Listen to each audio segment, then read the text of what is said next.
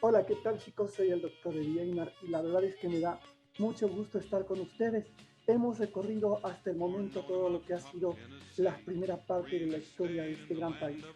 Pero, ¿cómo fue que se constituyó? Vimos ya como en 1808 pues vino el gran cambio y de ahí pues sucedieron muchísimas cosas hasta llegar a la consolidación, bueno, no la consolidación, sino al inicio del imperio y de ahí, bueno, la caída y los primeros problemas en los cuales se metió esta nueva nación que estaban haciendo. ¿Qué les parece entonces si vamos en este momento a ver justamente lo que es nuestra presentación? México y sus primeros años. No habían pasado ni siquiera 15 años, ni siquiera 10 años, cuando México ya estaba en problemas y en problemas serios. Basta recordar que de alguna manera los, este, de alguna manera los, acá ya lo tenemos, basta recordar que de alguna manera, pues bueno, los países que estaban involucrados cobraron o le cobraban a México, eh, pues daños de guerra, pero ya al país, ya no a la Nueva España, ya eso ya había sido historia. Entonces, ¿qué sucedió? Tenemos que justamente ahí vienen las primeras guerras. La primera intervención francesa, el problema del Álamo y la separación de Texas. En 1817, España logra convencer a Estados Unidos de fijar las fronteras, las fronteras justamente con la Nueva España. Acá, como lo hemos comentado, en relaciones internacionales, en RI les van a decir que las relaciones internacionales pues, prácticamente inician en el siglo XX. Sin embargo, desde un punto de vista más estricto, podríamos hacer una historia o una revisión histórica mucho más amplia. En el caso de este país, pues es el primer ministro español, Luis de Onís, quien aconsejó que en vista del expansionismo del nuevo país de las 13 colonias, pues convenía renunciar a las Floridas a cambio de una frontera definida. Así terminaría la pretensión estadounidense de que Texas era parte de Luisiana, que había comprado en 1803, pudiera terminar en manos del vecino del norte. Sin embargo, el tratado, pues viene el tratado Adams-O'Neill y fija como límites la desembocadura de la desembocadura del Sabias, el Río Rojo y el Arkansas al oriente, y la línea recta por el paralelo 42 hasta el Pacífico, bastante más debajo de las tierras descubiertas y ocupadas por los novohispanos en el siglo XVIII. Ahí vemos entonces cómo Estados Unidos comenzaba realmente a aprovecharse del territorio. Las fronteras no eran el río Colorado, eran más arriba. El gobierno español ofreció a sus súbditos de las regiones perdidas la posibilidad de establecerse entonces en Texas, es decir, de lo que era la Luisiana. Como vimos, Ponce de León iba buscando en su momento la fuente de la eterna juventud, eh, y de ahí, pues, la gente que se quedó ahí se le ofrecieron tierras en Texas. Bajo esta oferta, Moisés Austin, ex súbdito español, consiguió el permiso para establecerse con 300 familias. Sí, Austin. ¿Ustedes han escuchado de un lugar que se llama Austin, Texas? Pues se debe a este señor. Entonces, consiguió el permiso para establecerse con 300 familias. La concesión era generosa, 640 acres para cada colono o jefe de familia, 320 para la esposa y 100 para cada hijo. Así que, en pocas palabras, esto se ascendía a pues mucho espacio de terreno. Se declaraba entonces exentos aparte por 7 años los artículos que necesitaran importar, pero se exigía que fueran católicos. Eso sí, todo aquel que entrara al territorio mexicano tenía que ser católico. Acá viene uno de los primeros grandes problemas. ¿Cuál era la forma de externar que eran católicos? Pues muy simple. A las personas que se mandó a las fronteras, basta recordar que Estados Unidos tampoco tenía una gran población como para expandirse y la inmigración que llegaba en su mayoría era una inmigración holandesa. Los holandeses ya puestos de alguna manera como para mandarse hacia lo que era Texas, pues en su mayoría eran protestantes, eran de otras religiones ajenas a la católica. Y pues cuando llegaban a la frontera, la pregunta era, ¿es usted católico? Ellos decían, sí. Y entonces le decían, pase. Y si acaso alguno decía, estoy pensándolo, bueno, tiene 8 días para convertirse y ser bautizado. Y luego, como eso no funcionó, pusieron entonces una pila bautismal y gente cercana ahí. ¿Y qué creen? Los holandeses pues decían, no, no soy católico, pero está dispuesto a bautizarse, sí. Pasaban, se bautizaban, se iban y de todas maneras seguían profesando su religión. Estaban muy lejos, de todas maneras, a quién le importaba. Así que, pues bueno, tocó al estado de Chihuahua y Texas conceder los permisos. Como los ataques indígenas hacían deseable ver poblados los territorios del norte, Coahuila extendió excesivas facilidades como las que acabamos de platicar. La afluencia de estadounidenses fue tan numerosa que pronto Texas tenía 10 veces más personas estadounidenses o venidas de Estados Unidos que mexicanos. Tal hecho ocupó que sobremanera el general Manuel Mier y Terán, quien escribió una memoria que sirvió de base para modificar la ley de contratación en 1830. Esta devolvía el control de la colonización al gobierno federal y se restringía la entrada a los estadounidenses. O sea, sí fue una gran invasión. Además, se establecieron tropas y empezaron a abrirse aduanas. Se suponía que ya habían vencido los 7 años de libre importación concedida por las colonias. Entonces ahora sí ya se iban a cobrar impuestos a todo lo que se trajera. Mier y Terán trató de encontrar colonos mexicanos, los cuales, financiados por el gobierno, se establecieron en Texas. Moisés murió y debido a la independencia, su hijo Esteban tuvo que refrenar el permiso, primero con el imperio y luego con la república. La Constitución de 1824 centró todo lo relativo a la colonización en manos de los estados, de suerte que tocó al estado de Coahuila y Texas conceder los permisos, como lo habíamos dicho. Entonces, eh, esto hizo que, pues bueno, vinieran cambios muy importantes. Además, se establecieron tropas, como habíamos dicho, y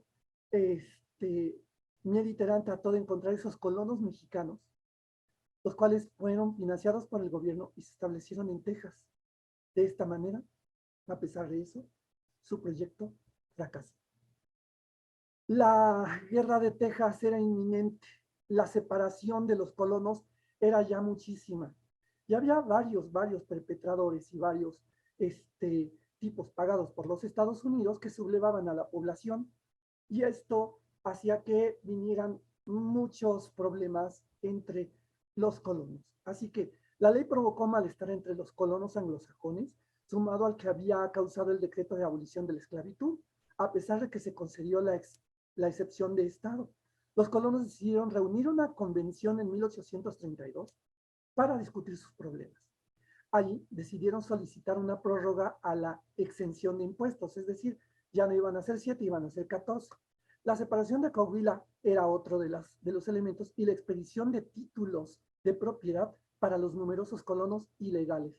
Qué cosas de la vida. En aquel entonces ellos eran los ilegales, no eran los que venían del lado del sur. Pues una nueva convención en 1833 decidió que Austin viajara a la capital para tramitar la separación y la abolición de la prohibición de entrada de estadounidenses.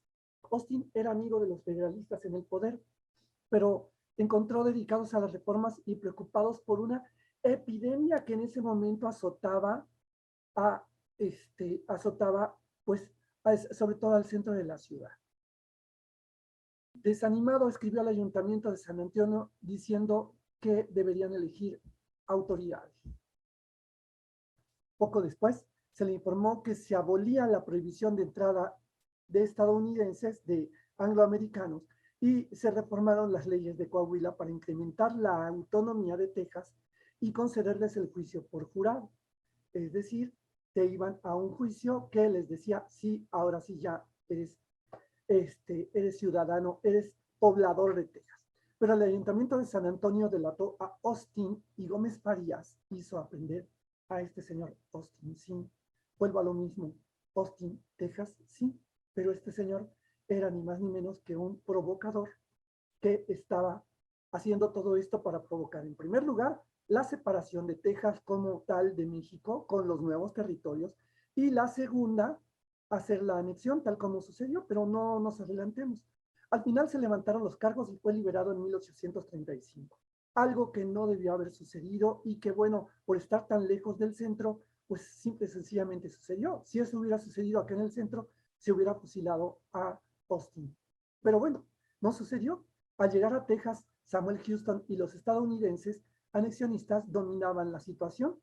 Así que aunque muchos colonos eran leales a México, carecían de influencia.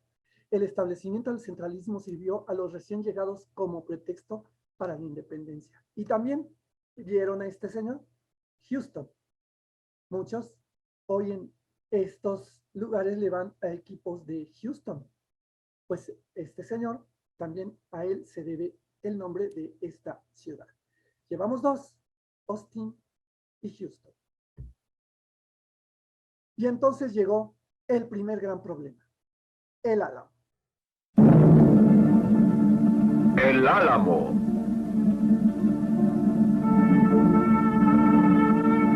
Protagonizada por John Wayne,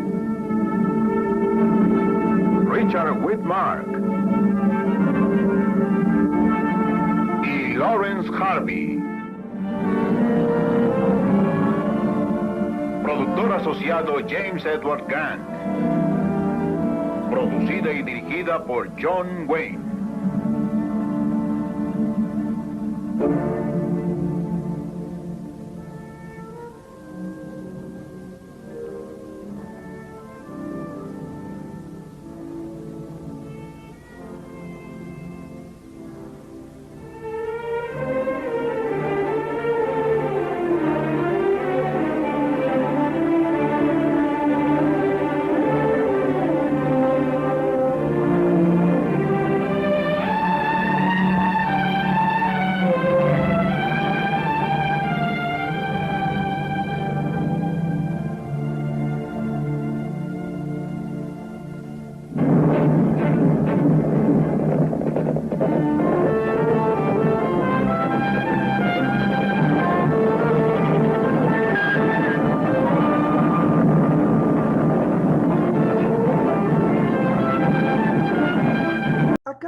Sucedieron muchísimas cosas que, pues bueno, el 6 de marzo de 1833, en una antigua misión española, en la localidad de San Antonio de Béjar, conocida como El Álamo, en la provincia mexicana con J, escrita así a propósito, de Coahuila y Texas, hoy Texas, se enfrentan un grupo de 184 colonos.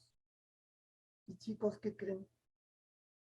Ajá, entonces, mejor, esto es más fácil que yo me mueva a que se quede así. Pues dejémoslo de esta manera.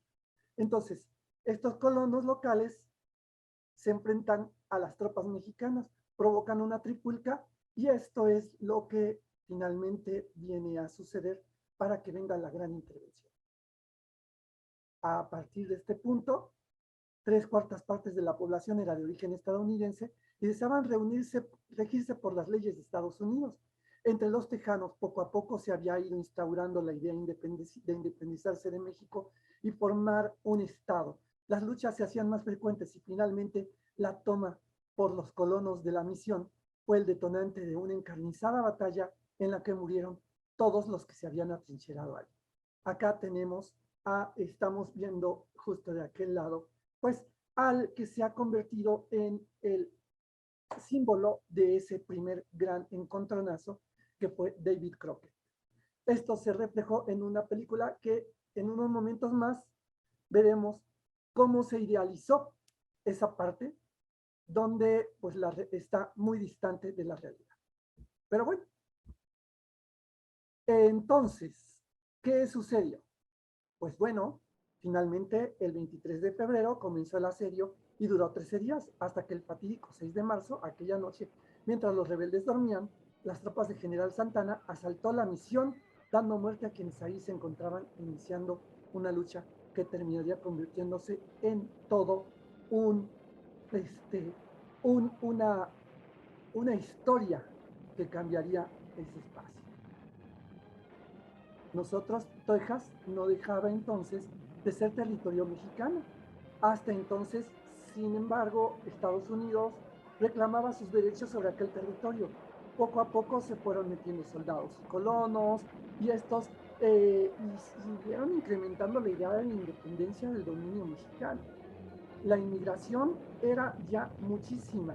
Además, comenzó un tráfico de armas y de esclavos hacia esa parte, que fueron motivos suficientes para pensar en la intrusión de Estados Unidos en el gobierno de, en el gobierno de Texas para influenciar esa independización. Además, en aquella misión franciscana, los que lucharon en ella no lo hicieron, como cuenta la leyenda, por unos ideales, sino por la búsqueda de riquezas, tal cual, prometiendo grandes extensiones de terreno una vez independizados. Tampoco la batalla final fue como realmente se contó, pues sus tres líderes principales, Travis, Bowen y Crockett, no tuvieron la muerte que tan míticamente se ha contado en las películas, específicamente en esta película de John Wayne. Travis murió al poco de empezar la batalla, pero sin embargo se piensa que se suicidó antes de caer prisionero de los mexicanos. Bowie, que padecía de tuberculosis, murió unos días antes del asedio, por lo que ni tan siquiera participó en la batalla.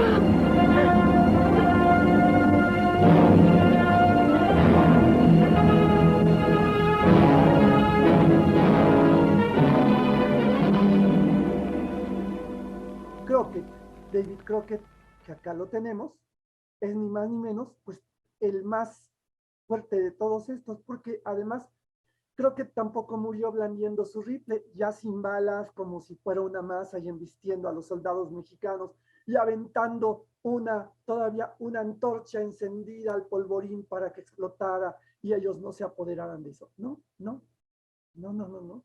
De hecho, según se han descubierto en dos diarios sacados a la luz en 1975 y que presuntamente parecen ser verdaderos, a Crockett lo encontraron los soldados entre las mujeres.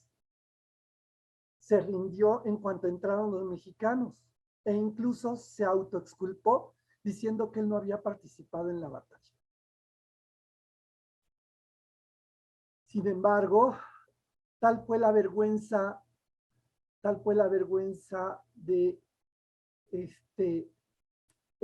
por el hecho de que un blanco, David Crockett, se rindiera ante un mestizo, Santana, en una época en que se creía en la supremacía del hombre blanco sobre el negro y los mestizos. Hay que recordar que estábamos en plena época de la esclavitud, que la historia que se contó en los años siguientes fue totalmente reconstruida. Y el que se encargó de reconstruirlo, pues finalmente fue Disney. Ya eso es otra historia, ese es otro espacio. Pero a Disney se le cuestiona mucho de haber cambiado las historias de Víctor Hugo, con el jorobado de Nuestra Señora de París, de Pinocho, de la Cenicienta, pero una historia, esos eran cuentos, una historia real es esta. Tan es así que David Crockett tuvo una serie de televisión que en los años 60 se hizo famoso y muy famoso el sombrero que tuvo y que derivó posteriormente en una gran moda. Pero bueno, eso ya es cuestión de la mercadotecnia. Acá tenemos la idealización de un David Crockett luchando fervientemente frente a la, al ejército mexicano. Les voy a aconsejar y les voy a pedir por ahí que si pueden en su momento, vean el capítulo de Lisa Simpson, donde ella descubre que un héroe no era el héroe. Jeremías Springfield. Está basado en esta historia. Hay que verlo y se van a dar cuenta de cómo a veces la historia tiene que cambiar para que se crea. Asimismo, finalmente, dominando la plaza frente al Álamo, fue construido por Pompeo Compini monumento que se ve ahí. Y fuera cual fuera la verdadera historia, lo cierto es que el 14 de marzo de 1836, Texas se declaró independiente de México.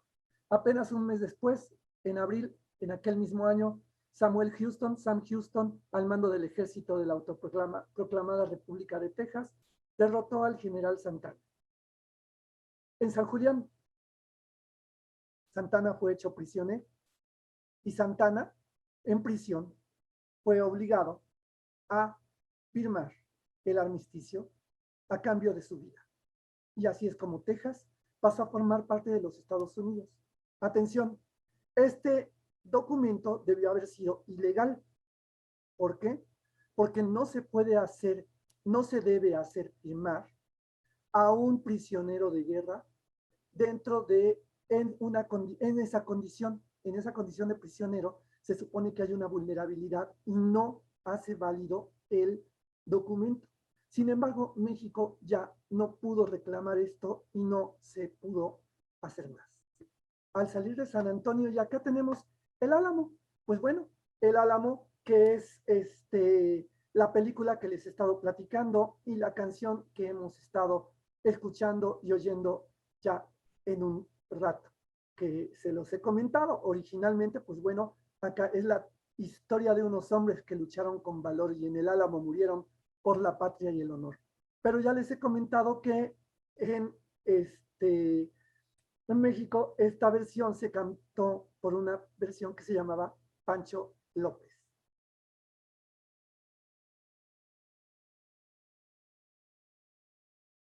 Y finalmente vinieron los acontecimientos finales. Santana avanzó hacia el interior de Texas, dividió sus fuerzas en varias columnas para derrotar definitivamente a las diversas fuerzas tejanas en un primer intento e intentar capturar al gobierno provisional rebelde. Él mismo avanzó con 700 hombres y un solo cañón, ya verán la película, o como lo vieron en la película, para no retrasar el avance, en persecución de Sam Houston, que se retiraba hacia el oeste a con unos 800 hombres. El 21 de abril, las tropas mexicanas que habían sido reforzadas con otra columna estaban acompañadas cerca del río San Jacinto. No habían dispuesto unidades de exploración ni defensas avanzadas, por lo que fueron sorprendidos al final por el repentino asalto de los hombres de Houston que deshizo las defensas. Basta recordar que en esta segunda incursión llegó y pensándose superior, simple y sencillamente tuvieron una gran fiesta donde llevaron mujeres, donde derrocharon vino y donde dejaron descuidado incluso la custodia del campamento. Ellos ni siquiera estaban en guardia. Así es como los agarraron. Y los espías le dieron el aviso a Sam Houston y es donde justamente en la batalla de San Jacinto es donde se captura al general y presidente mexicano Santana, que firmó, como ya lo dijimos, estando prisionero, el Tratado de Velasco, que supuso la retirada de las fuerzas mexicanas y la intervención de facto, la independencia de facto de Texas. Santana, así que, pues bueno, acá tenemos una recreación más hecha por Josefina Zoraida Vázquez, una historia en México, donde la guerra, una vez más, volveremos a ver una historia que se va a repetir más adelante. La guerra parecía ganada, pero un descuido cometido el 21 de marzo de 1836 hizo que Santana cayera prisionero. Pero pocas veces les van a decir esto. Ese descuido fue una fiesta, o sea, un festejo anticipado, se creían ganadores. Entonces, ese es el punto. Ya no hubo más. Y México había perdido Texas. Para los primeros años de 1836 vino una nueva calamidad afectando al país. La ridícula guerra contra Francia, que ha pasado a la historia de México con el nombre de la Guerra de los Pasteles. Esta guerra, que fue ni más ni menos que hecha en Tacubaya, en cierta forma debemos considerar que este hecho fue en realidad una aventura del gobierno francés de Luis Felipe I. Los franceses siempre vieron el peligro en el avance estadounidense, pero bueno, ellos lo intentaron. Entonces, acusaba por sus, había sido acusada de mantener una actitud débil ante la política internacional. Buscó el choque con una nación que por sus condiciones particulares no representaba un problema, era México, para sus ejércitos, y justificaba una acción decidida. El pretexto para la guerra era la destrucción de la propiedad francesa, la pastelería de este señor. Ajá, estaba en Tacubaya, y así como la confiscación y préstamos forzosos aplicados a ciudadanos franceses radicados en México para reparar esos daños. Se demandaba el pago de 600,000 pesos. Se pedía que se eximieran a las naciones de préstamos forzosos y que se permitiera el comercio, el libre comercio desde esta nación, tal como había sido con Texas. En adelante, en un alarde de fuerza, el gobierno francés envió a las costas mexicanas una poderosa flota, y sí, llegaron incluso más barcos que cuando llegó la segunda intervención, lo vamos a ver. Acá llegaron 10 embarcaciones bien artilladas al mando del almirante Besoch, a quien acompañaba el príncipe Joinville, hijo del monarca, hijo de Luis Felipe II, primero, y el barón de Potts, encargado de llevar a cabo las negociaciones. Este se encargó de presentar el 21 de marzo de 1833 un ultimátum al gobierno, un ultimátum al gobierno mexicano, que respondió que no aceptaba negociación alguna. La flota francesa ocuparía aguas nacionales al conocer que la comisión de los franceses había fracasado. Y el 16 de abril organizó un bloqueo en los puertos. Entonces, ante el fracaso, a las calamidades de la guerra y el fracaso de las pláticas para darle fin, se sumó una nueva y desastrosa intervención de Antonio López de Santana, quien de manera teatral, muy teatral, ofreció sus servicios para defender a la patria, encargándose de la defensa de Veracruz. ¿Qué fue lo que hizo? Organizó un ejército con uniformes que venían todavía de la independencia. Los uniformó, le puso unos palos de escoba, los hizo verse imponentes, y así fue como entró para pedir ser el salvador de la patria, ya que él había expulsado a Barradas de el último bastión español, los había expulsado. Él tuvo la última batalla contra los españoles y los había vencido. Entonces, una de sus primeras decisiones fue el desconocimiento, el 4 de diciembre de 1838, de las capitulaciones de Gaona y Rincón. ¿Quiénes eran Gaona y Rincón? Bueno, Gaona y Rincón eran gobernador y presidente, bueno, y cabildo de Veracruz. Ellos capitularon y le dijeron a los franceses: ¿saben qué? No queremos que destruya nuestra ciudad. Déjenla, por favor, les entregamos esto. Permitan que salga el pueblo. Se lo entregaron. Entonces, ¿qué hizo Santana? Dijo: no, estos son unos cobardes. Tenemos que recapturarlos. Y entonces encontraron por toda respuesta el desembarco francés. Cuando ellos se enteraron que no eran reconocidos, pues los franceses dijeron: ah, no, vámonos. Y desembarcaron al día siguiente, y mandados por el príncipe de Joinville, quien logró destruir las principales defensas del puerto, que no eran muchas, y capturar al general que se había batido con ellos muy heroicamente, el general Mariano Arista. Este desembarco representó uno de los más tristes momentos en la vida de López de Santana, ya que su primer intento fue darse a la fuga sin ningún escrúpulo. Pero cuando se le informó que los soldados franceses se regresaban, porque además vieron que estaba como que muy, estaba muy ¿cómo les diré? Era insalubre el puerto, decidieron regresarse. Y entonces quedaron unos cuantos en el puerto. Regresó para ordenar un ataque general con tan mala fortuna este hombre, que al lanzarse aparatosamente al combate y desordenado, lo alcanzó una metralla en la pierna que le hizo perderla y que ordena la retirada inmediata del puerto, dejándolo abandonado a merced de los franceses. A partir de acá, hay que recordar que alguien por ahí recogió la pierna de Santana. Este le hizo un entierro de Estado con honores militares y desde entonces se le apodó el 15 uñas. Obviamente, saben que las uñas eran por esto. El conflicto se resolvió finalmente el 9 de marzo de 1839 a través de los tratados de paz en los que se aceptaban todas las pretensiones de los agresores. Pero esto solo es parte de la historia. La verdad es que México es más grande que muchos de los que hemos visto a lo largo de esto. ¿Por qué vemos esto en esta materia? Historia de México en el mundo, que ya vi que ahí le falta una A, de 1808 a 1946. Pues bueno, porque era como México se veía en el mundo justamente. Y pues sin más, soy el doctor Eddie. Por ahora, me despido. Hasta la próxima. Pancho López, chiquito pero matón.